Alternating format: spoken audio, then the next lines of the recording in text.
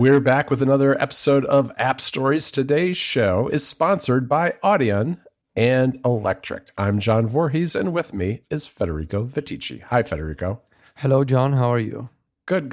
You know what? We talked all about tinkering during the pre-show. Tinkering Yes. and a little bit of video games, because I needed to pick your brain on some new releases since I haven't been I've been distracted from my normal video game reading. So you're my source, and I think I've got a good plan now based on that. But if people are interested in listening to the pre-show and getting this show early and ad-free, they should go to appstories.plus to subscribe. And we also offer it as part of a Club Premier plan, which is our highest tier of Club Max Stories, where you get not only App Stories Plus, but you also get all the benefits of Club Max Stories, and you just go to plus.club for that. So check that out. You learn about all the details about both those things at those two URLs. And why don't we dive into the show, Federico? Let's do it. So we had this idea of, talking about bookmarking apps. And obviously this is the kind of topic that I think we have discussed in App Stories, multiple times over the years. Yes. This is an evergreen category of apps when it comes to the kind of content that we cover. Bookmarking apps, read later apps, email clients, calendar clients. This is our today I'm very strong with American expressions, John. Yes, you are. Is it fair to say that this is our bread and butter? It is. It is our bread and butter. Yeah. See, there you go. I'm learning new ones. So bookmarking, I think, is an interesting topic because I feel like when I started Mac Stories in 2009, bookmarking was different from what it is today. Yep, and I think before we talk about bookmarking apps, like I came into this episode thinking we're going to talk about a bunch of apps, and we are.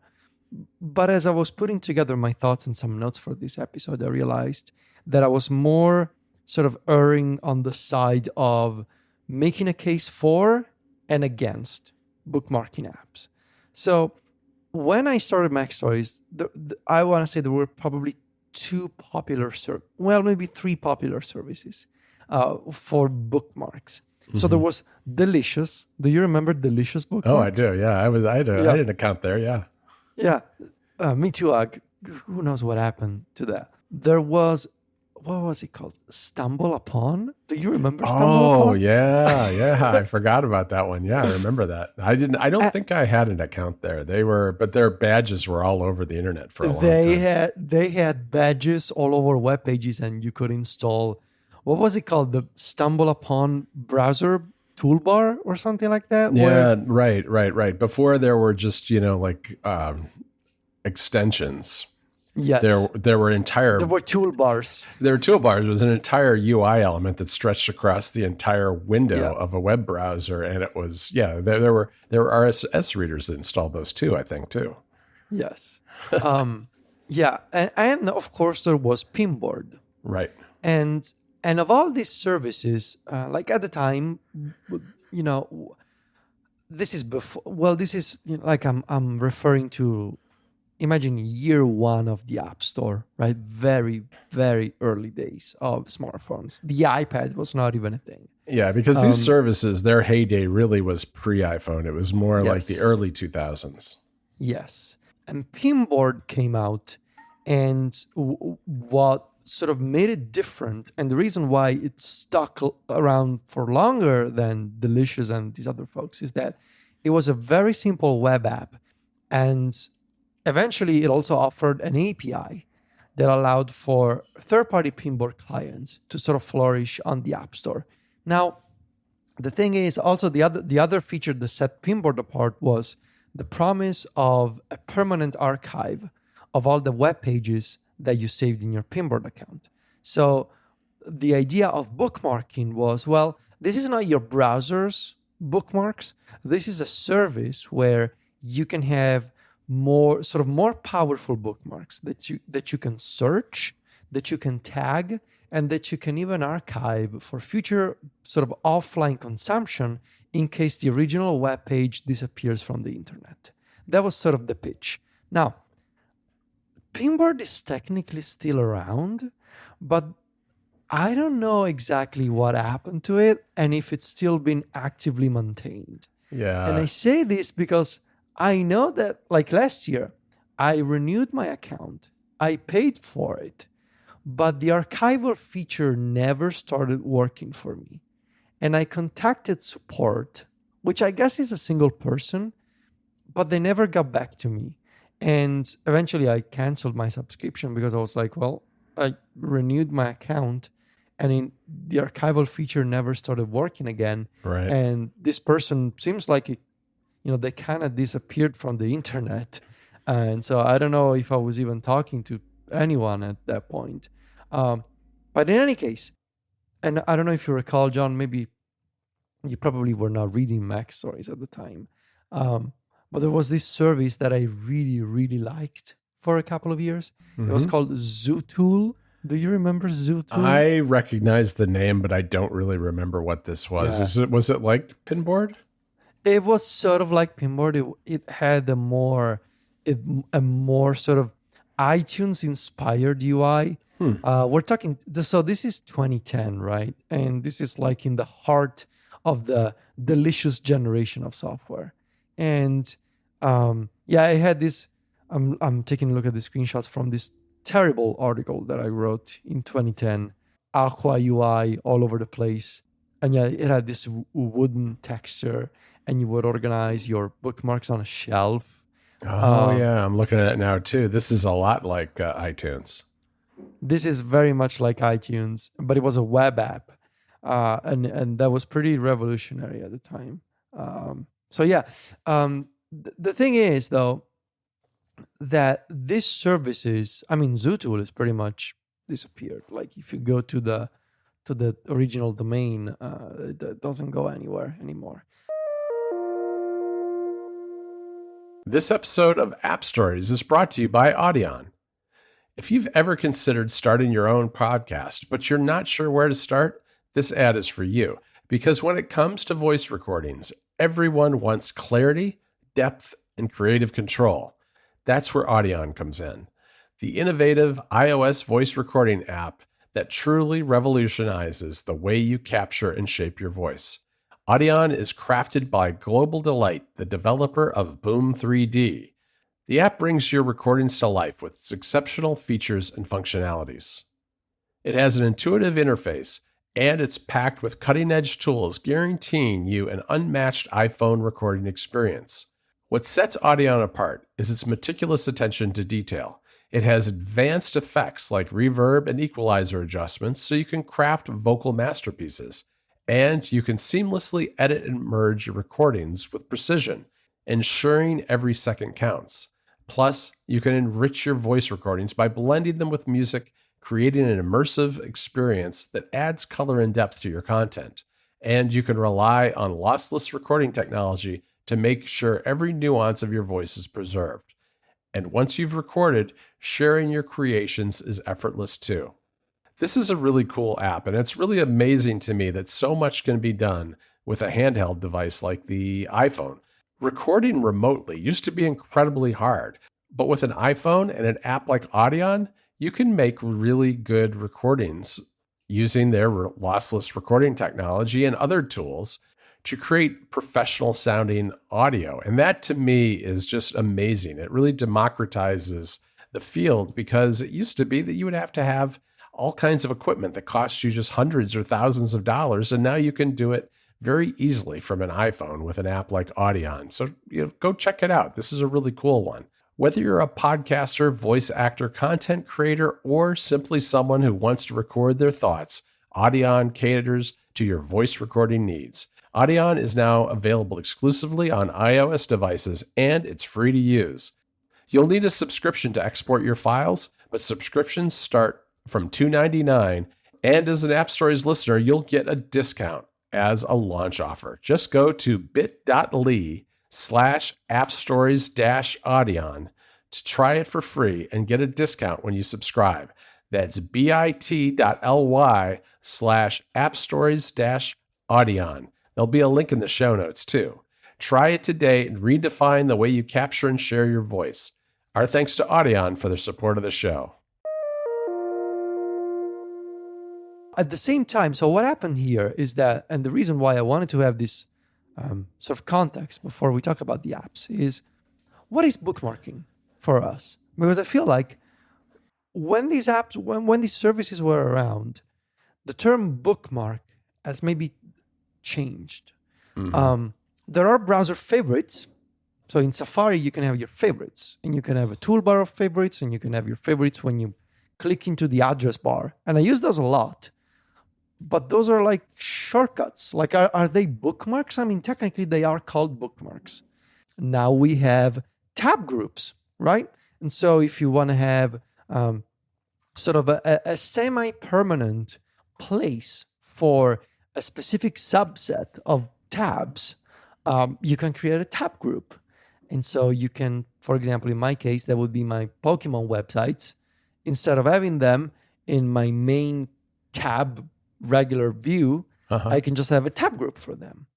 Now we also have pinned tabs. So if you have a website that you always go to, you can pin that tab and you're going to have permanent access to it. I can take this even one step further, Federico. We're gonna have web apps with Sonoma, which are essentially like pinned tabs, but they're full-on apps because they at least they behave more like full-on apps. And the other thing that has taken off over the years, as opposite to traditional bookmarking services, is read later apps. Yep. And we're in fact living this renaissance of read later services with, used to be Pocket and Instapaper, but now we have Matter and Readwise, and we have, this entire new generation of utilities. We have Safari Reading List, which is still being maintained, Pocket, which is now owned by Mozilla, and they're seems like they're actually working on it. And so from a certain point of view, a read later app should be considered a kind of bookmarking app, right? Right. I love philosophical discussions like this, Federico. Let me answer some of these questions. You've just fired off a million questions at me here. I agree. I think that what are still called bookmarks in Safari are in fact bookmarks. That they're just URLs that are saved that you can get back to easily, right? I think that that's the simplest thing that I would consider a bookmark. Yeah. I don't consider pinned tabs or tab groups bookmarks. Okay. Because tab groups can change. They don't stay static in the way that bookmarks do. Because if you have your Cerebi tab open in a tab group and you then just flip over to Mac Stories for some reason, Cerebi's not going to be there next time you go back. It's going to be Mac Stories. So I don't consider those true bookmarks. Pinned tabs to me are more of a UI element than they are an actual bookmark, although they serve a very similar purpose.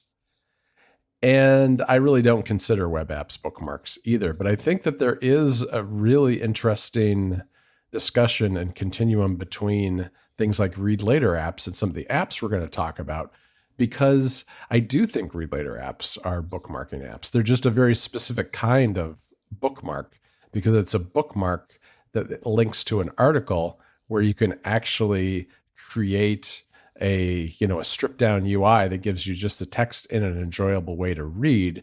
Whereas some of these apps that we're going to talk about are designed to do that in part, but they're also designed for maybe you just want to save a link to an audio interface you want to buy on Amazon, right? I mean, you're not going to put that in a read later service because it'll just get all jumbled up. There's no real article there. So I think that there's a place for both of these things, and it's kind of diverged, although there is some overlap between things you want to read later and save that way and things that are more either temporary bookmarks or maybe they're for reference materials. Like I do a lot more saving these days of things that are for long-term reference in a way. Yeah, that's fair. I think that's a good description, and I feel like where I settled was that the modern bookmarking service for me is something where you can have a permanent archive of a web page that you can refresh over time. So I really feel like the differentiating factor at this point between the Read Later app and the Bookmarking app is the Read Later app usually, like when you save an article, it parses the article, and that's mostly it, right? Like it gets saved in your queue, and usually they don't have a reload or a refetch functionality. Right. Whereas the idea of a bookmarking app or service is, you're going to save a permanent archive of the original web page. And that goes essentially into this cache that allows you to get that web page again, and you're gonna have a reload functionality if you want to make sure that over time you always get the latest version as it was seen on the internet, but saved offline. And I think the other important feature is you gotta be able to have full text search for that saved web page, in your bookmarks. And and maybe, but the thing is, I really do feel like, and this is, I don't know if it's a hot take necessarily, but I feel like the market for bookmarking apps and services today in 2023 is smaller than the potential market for Read Later services. And I think where the fact that we are living this new era of Read Later services sort of confirms my theory. There are more people interested in Read Later services than there are in traditional bookmarking apps, but bookmarking apps have greater potential for people like me and you. So what I'm saying is that the apps we're going to talk about, they lend themselves much more than Read Later apps to tinkering, to custom automations, to things like keyboard shortcuts and all that kind of stuff. It's a more niche sort of market on the App Store and on the web. And I feel like most people these days are probably just fine with their browser bookmarks and Read Later apps, but there are still the weirdos like me and you who use bookmarking services. Is that fair? Yeah, I think that is fair. I mean, I think that Read Later does have a much bigger audience, a potential audience, and I think it's nice when you can focus in on a range of use cases that are narrower like that, because then somebody like, Readwise Reader or Matter can have, their integrations with Obsidian and other note-taking apps and have highlighting and all kinds of other things that are very specific to reading, integrations with Kindle and all that kind of stuff. So I think there's a real good reason to have that separate category. I think, we get to the apps, there's some, like I said, there's some bleed over into that, but I do feel like they've really grown apart in a lot of ways. Yeah. All right, let's talk about these apps. Where do you want to start? I want to start with Good Links, which is really the one that I think that has the most crossover, because one thing that Good Links does is, and a lot of people use it is for Read Later, because it can give you a stripped down view of a web page. So if you save an article to Good Links, a URL, then you'll get a Read Later style look at it. And I like that. I mean, I think that's, if you're a person who likes to have stuff to read later, but also wants to save other kind of links, this is a really good solution for that, and one that I've used a lot on and off over the years, because it's got that aspect of it, but it also has fantastic integration with shortcuts, for instance, and widgets and focus filters, and a really good share sheet integration that makes it quick to save things and add tags. So there's a lot that it has going for it here. I mean, it's probably it probably has less metadata overall than some of the other ones we're going to talk about, but I think it's a nice middle ground that balances well between Read Later and just traditional bookmark saving. Yeah, I was never able to really use Good Links as a bookmarking system for non-article content. And I think the problem is that by default, and if I recall correctly, you can change this in settings, but by default, Good Links tries to save any web page as an article. So by parsing out the text and giving you the text view. But I know that in the preferences, you can set I believe you can set the default view mode to, for example, Safari view controller. So at that point, good links becomes like a more flexible sort of reading list Mm-hmm. in that it shows you a native Safari view, but you also have fields for tags and summaries and shortcut actions, which reading list has some shortcut actions, but good links has a lot more choice when it comes to automations and especially filtering by tag and integrating with focus filters by tag. So one of the great things about it is you can create, for example, a focus mode called reading, and when that is enabled on your iPhone or your iPad, you can say, well, when I am in this focus mode, I want good links to only filter to filter the view and only show me items that are tagged, for example, read later, right? Mm-hmm. So that's one of the things you can do, which you cannot do with Safari. But I was never able, like, I think of Good Links as a read later app, not as a bookmarking system, but I know that you do use it. And I think now you're using Raindrop, which is another app we're going to talk about. Yes. But for many years, I believe you had a weekly tag in your Good Links, Yep. where you would save articles for weekly. Yeah, that's definitely what I do, and that's how I've used it in the past. I think for me, one of the things that there are two things, and we can talk about this in the context of Raindrop, I suppose, at some point, but the tags are single layer tags. You can put multiple tags on an article. You can't nest the tags themselves, though, and there are no folders. And I actually like having a folder system, like a top level kind of organization that goes beyond tags. I've never been a big tagger. I am doing more tagging in Raindrop than maybe I've historically done with articles that I'm saving or just websites.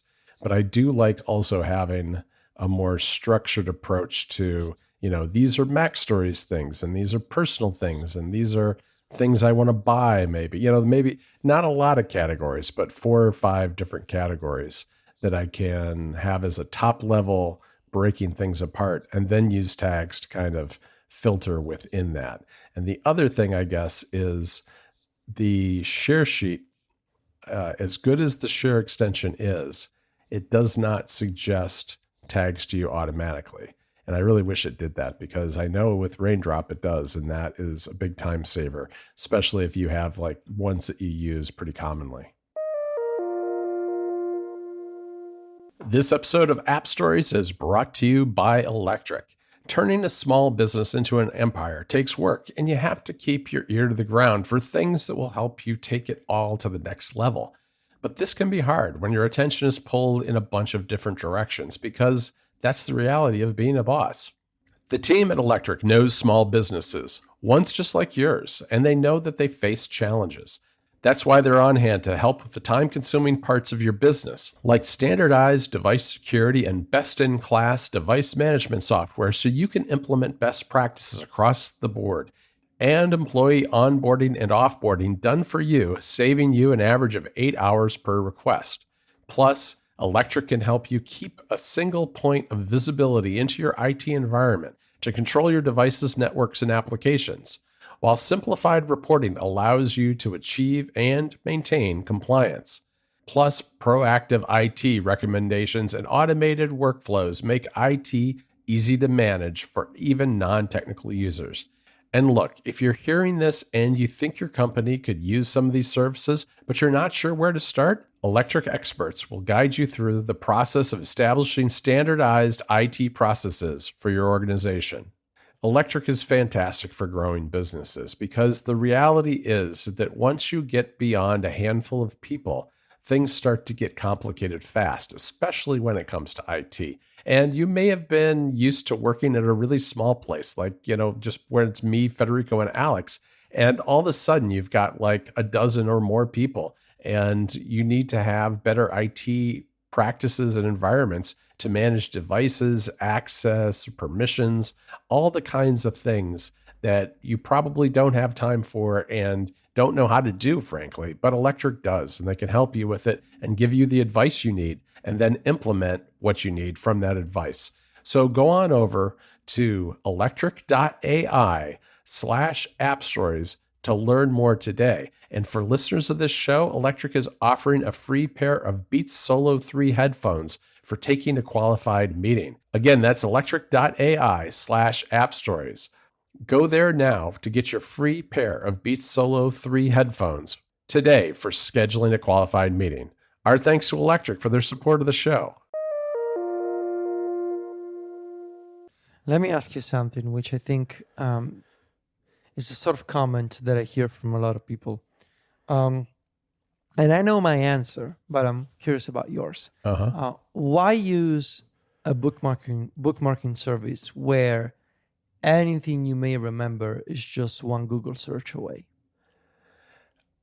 Yeah, it's a good question. I'm very picky about what I save. I think because I know I have a sixth sense now of things that I know that'll be hard to find again. Yes. No, and that's just from having done research for so many years on the internet that I have a feel for, well, this was really hard to find this thing, and now I've found it, and I may not need it. And I know that I want to read it now, or I may need it now, but I may want it again later, and it'll be very hard to find. And those are the things that I save.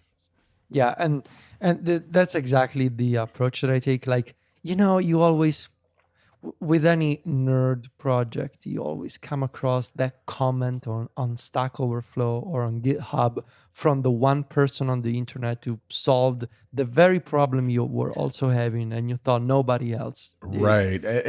Right. It's very good for places like Stack Overflow or Reddit, because those things are just buried deep in those services and very hard to find again. Yeah, and often these services like this, whether it's Twitter or I should say X or Mastodon or Reddit, they tend to have their own bookmarking or save feature. Mm-hmm. But the thing is, those search tools for those items, they suck. They're terrible. Yeah, and so really that's why we prefer using a standalone bookmarking service that sort of encapsulates all of these other types of content that we may want to save. But yeah, that's exactly the approach that I take. The best bookmarks are the weird and rare bookmarks. Right. the answer from that thread or that tutorial from a blog that may or may not be around in 5 years. And my suggestion would also be, when you do find that type of content that solves a problem for you and that you want to save for the future, use the title or the description field of whatever bookmarking service you're using to add as many keywords for your future self, or tags, or whatever it happens to be. Whatever works for you to find it again. Like maybe add a descriptive sentence or maybe add the same Google search, the same Google query that you used to find that as the description. Because you'll be surprised how frequently our brains, they always type the same Google searches. And we always, as individuals, we always gravitate towards certain keywords or searching. Because you think of it in a certain way, and that's the thing, right? Yes. So save all of that. When you find something that you want to bookmark, add all of this personal metadata so that down the road, you'll be grateful you did, because you will be, a bookmark is only as good as when you find it again, right? Yeah, right. Otherwise, why do it? Right. What's the point? I will give you two examples, very recent examples. One is I follow a lot of retro gaming people on Instagram. And sometimes I run across a new account where someone's doing some really cool mods of old Game Boys and things like that. And they invariably are these really small outfits of maybe one or two people working on these things. And maybe they're in the Philippines, or they're in Japan, or they have an Instagram account, but they don't really have a website, or their website is, just really odd and hard to find. And so the problem with Instagram is that once that stuff kind of disappears from your feed, you may never see it again, especially if it's just like in the algorithmic timeline. So I'll save that stuff into a bookmarking service so I can check it out later. And then another example is just that I would also mention that Google's just not what it used to be. It's a lot hard. There's a lot of junk in there, and it's hard to find stuff. I was looking for an old story that I knew existed about IA Writer from a decade ago, and I had a hard time finding it because now Google suggests when you type IA writer, they suggest results that are AI, Oh artificial no. intelligence. Yes. Oh no. So I couldn't find it with a regular Google search. And I thought to myself, who would have written about this story back in the day? And so I just did, I narrowed my search down to 512 pixels. Turns out Stephen didn't write about it. I tried Mac Stories. We didn't write about it, but Gruber had written about it. So it was on during Yes. Fireball. So, I just kind of went down the usual suspects list and found it on one of those websites. But yeah, that's another reason to save that kind of stuff is like, all right, that wasn't easy for me to find. I thought it would be easy and it wasn't. And if I think I might ever want to refer to this, this article again in the future, I should save it somewhere. Yeah. All right. Talk to me about AnyBox, because I think you've used this one more than I did. Yeah. AnyBox has a lot in common with Good Links, but it's really more, it's closer maybe to an app more like Keep It or DevonThink, I suppose, than it really is to Good Links. And, it lets you store, I say that, I guess, because it lets you also store things like files and notes. There's like 14 different data types. You can do images, PDFs, whatever it happens to be. And that reminds me a lot of Keep It and DevonThink. Yet at the same time, the way it works is closer to Good Links than it is to something like Keep It or DevonThink. And that's, I suppose DevonThink and Keep It both get an honorable mention here because you can store bookmarks in those services too. I just don't think of those as bookmarking apps because they're more, they're more for, to me, like file storage, and DevonThink can essentially be a replacement to your file system if you want it to be. So I think of that as a feature of those apps, not, the purpose of those apps. Yeah, there's a vast collection of these sort of academic based research tools that allow you to store permanent copies of web pages and have really advanced search operators. Tinderbox is another one of those. Great pick. Yeah, absolutely. Curio is another one. I always wanted to have a native iPad version of Curio, but they never did one. I'll give you a sort of a maybe questionable pick. Okay. But what about, I think technically it qualifies. This is my dark horse pick. What about saving web archives in a note-taking app? Technically that's a bookmark. It's an offline copy of a web page. And that's essentially what DevonThink does. Obviously, DevonThink has a whole structure around it. But in theory, you don't even need a third-party app if you want to do this. You can save a web archive version of any web page from Safari.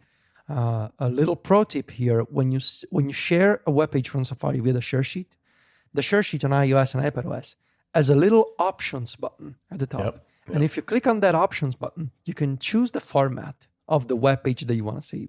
And Web Archive, really old file format, is included in the list and has been for the past couple of years. And once you generate a Web Archive version of a web page, that's a fully offline version of the page with all resources, including JavaScript, embedded inline within the file.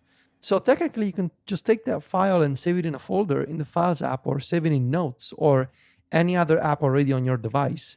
If you really want to be fancy about it, you could, don't do it because it's a terrible idea, but technically you can. You could, I'm going to say something horrible, John. I'm sorry. What? You could base64 encode a web archive and make your own bookmarking app in shortcuts. Okay.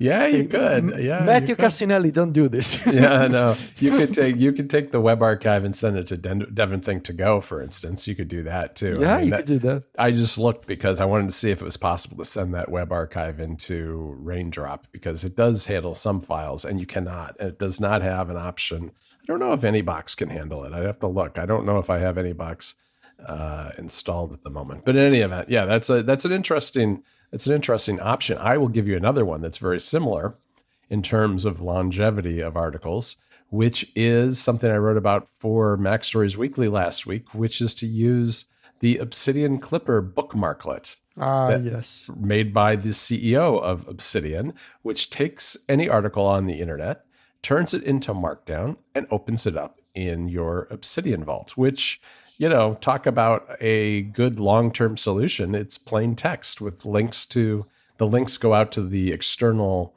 resources, the images, but you can actually install then another plugin, which is available, that will pull in those external resources and save locally those images. So you have a markdown version of an article that you can then just flip over from editing mode to reader mode in Obsidian and read your article that way. I mean, I wrote about how you can use Obsidian as a read later service, and I don't want to do that because I think that I would save thousands of articles and make my searching in Obsidian a lot harder. But Yep. it's if you want to set up a separate vault, maybe that's a solution for I guess archiving stories that you want to keep for research purposes. Yeah. I did use for a while Obsidian as my read later service, and it's one of those things where I think you gotta do it. It's like one of the things you gotta try in life is to use Obsidian for everything. Yep. Yep. For articles, for music, for YouTube videos. You gotta get that out of your system to understand that for most people it's not a good idea. Right. No, and as I was doing this, as I was on this exploration, I started going down this road and I thought to myself, oh, I remember when Teachy did this. And I cut myself off a little short because I knew that I would end up in the same place that you ended up. But it is a solution. And, it's a way, I suppose, to archive stuff. I personally would not want, as I said, would not want to keep it in my main note-taking app, but I could see it being a thing that someone might do with a separate vault, for instance. Yeah. All right, let's wrap this up with arguably, I think, maybe our favorite, I want to say, and possibly like the current king of bookmarking services, which is Raindrop. Yep. Raindrop has been around for several years at this point, and recently, I believe last year, the developer did a major rewrite of the Raindrop apps for Apple platforms, completely with Swift UI. And as a result, Raindrop is not on the Mac though. Not on the Mac. I'm sorry, Mac people. Just on iPhone and iPad. But as a result, the iPhone and iPad version looks and feels a lot more native than it used to be. Yes. Raindrop is first and foremost a web service. It's a web app, and that makes it by nature cross-platform. It integrates with all kinds of browsers: Google Chrome, Safari, Firefox, Brave, Arc. Also this new generation of browsers. Something we should talk about at some point. We talked about browsers a while ago. We should maybe revisit the topic. But Raindrop works everywhere. When I was using Windows for a while as my main platform of choice, I was using Raindrop, and it's just like Todoist. It's one of those services that is everywhere, and it integrates with all kinds of devices. And I see Raindrop as a modern spin on Pinboard, in that it also comes with the archival feature that archives an offline version of an entire web page for future reference. Has an API, doesn't have native shortcut integrations, but it's got a pretty simple API to work with if you are that kind of user. And what I think is, and I'm sure, John, you want to share a lot more than me here, but what I think Raindrop does really well is the collections, the folders, and the tagging. Yep. Absolutely. That's the part of it that I really love. I mean, there are a couple of things that I really love about Raindrop. One is the Safari extension, and there are extensions for other browsers as well, Chrome and Firefox and all of that. But at least the one that I'm most familiar with is the Safari one, and it will suggest to you your most recent collections and tags. Those will float to the top of the list. And I find that a lot of times when I'm saving stuff, that's very useful to have that there, because maybe I'm working on a particular project and I don't have to go clicking through a lot of layers to find the tag or the collection that I'm using. And so that's really great. I really do like running this now in a macOS Sonoma web app, because The Mac app, there is a Mac app, but it really is no different than the Safari web app. It's just a web page and a wrapper, and that's not to say that it's bad, because actually Raindrop works really well in a browser tab. It's kind of first and foremost a web-based tool, and so it works very well with Sonoma's uh, web setups for web apps. So I've been using that a lot that way. I do miss having shortcuts. I do like that it's on all sorts of devices, and that the share extension on iOS and iPadOS is as good as the one that you have on the Mac as well. So it's really kind of at parity, I think, across there. The Mac does add some things. You can highlight the web. Not only can you highlight what you've saved in Raindrop, but if you're on any web page, you can right click and highlight and add a color to some text, and it will save that into your Raindrop collection. And I use that in conjunction with an Obsidian plugin to save bits of text into a research folder in my Obsidian Vault. And it's really great for that. I mean, I love that. I also save PDFs from time to time in Raindrop. The one that I sent you about the Evo 4 the other day was sitting in Raindrop because I bought the Evo 4 audio interface, and it comes with like this little tiny card that doesn't really tell you anything about how to use it. And so I ended up finding the PDF manual online and saving it in Raindrop for future reference. The last thing that's a little unusual that I would mention is that any collection can be shared as an RSS feed. And Yeah, also, I wanted to mention this. Please explain what you've been doing here. all right, so you can save things into collections, which it's the way to think about them is as a top level organization tool, like a folder, because it also has tagging. And every collection that you create can have an RSS feed. Now you can take that RSS feed and make it public, and anybody with that feed can actually access those things that you've saved. Or you can do what I did, which is I have one called Inbox. And so if I find a link on the internet that I don't know what to do with, and it's usually an article that I want to read later, but maybe I want to use it for the club, maybe I want to link to it on Mac Stories, maybe I just want to read it for myself. I don't really know it at that point in time. I put it in the Inbox because I've tied that RSS feed into the Matter Read Later app, because Matter can take in RSS feeds. And the sync with Matter is not fast. It's not like using Reader or any of the other RSS clients. It doesn't do it nearly as often.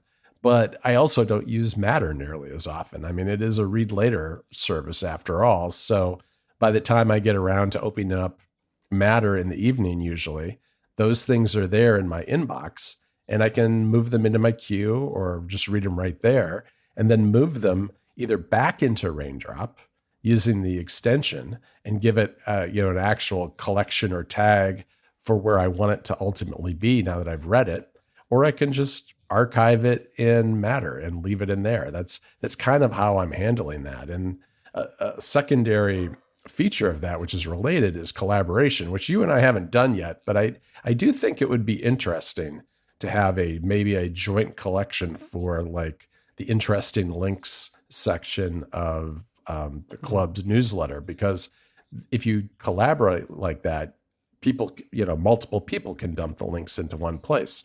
But we haven't done that. We haven't tried that yet, but I think it's kind of an interesting idea. We should try that. Yeah. All right. So what's the takeaway from this episode? Just we should use Raindrop more. Yeah, I think so. I mean, that to me, like, my only hesitation about Raindrop always is that the Mac feels like an afterthought to a degree, even though it does have the extra features of things like highlighting.